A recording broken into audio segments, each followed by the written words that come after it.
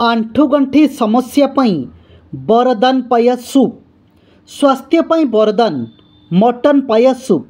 गंठी जंत्रणारू मुक्ति सह मिलिथाए अनेक चमत्कारी फायदा।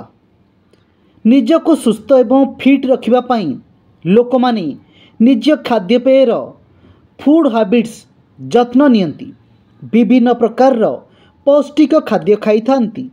फल एवं पनीपरिबा जूस सालाड एवं सूप मध्य एही पौष्टिक खाद्य रे अंतर्भुक्त।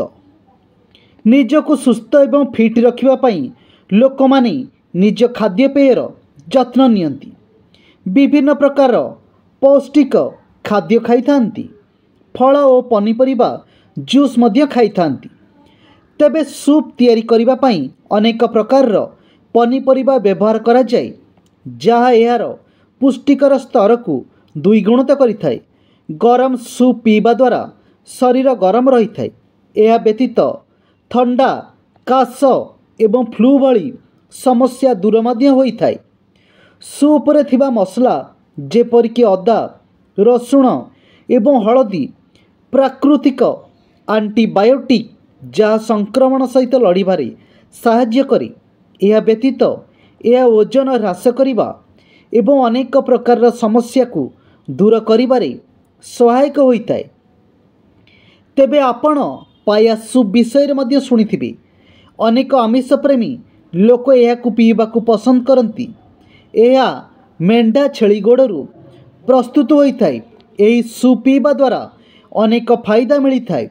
एही सूप पीवा द्वारा अनेक स्वास्थ्यगत समस्यारू मध्य मुक्ति मिल परिबो। स्वास्थ्य संबंधी समस्यारू मुक्ति पाइबा पाई प्रायतः एही सूप पीवाकू परामर्श दिया जाए।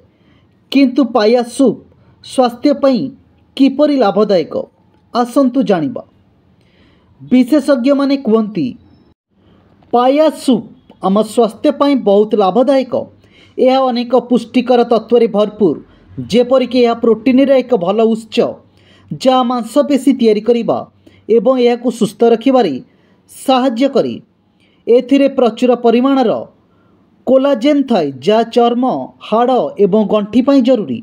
यह व्यतीत एथिरे कैल्शियम फॉस्फोरस खनिज पदार्थ मैग्नेशियम ग्लूकोसामाइन एवं कंट्रोइटिन प्रचुर परिमाण में मिलता है, जहाद्वारा यही सूप हाड़ को सुस्थ रखिबारे साहाय्य करिथाए एवं विशेषकर यही सूप गंठी जंत्रणारू मुक्ति देबारे साहाय्य करिथाए।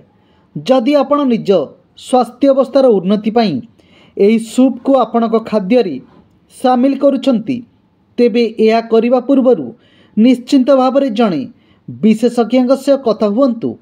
से आपणक स्वास्थ्य अवस्था अनुसार यही सूप पीवाकू परामर्श देबे।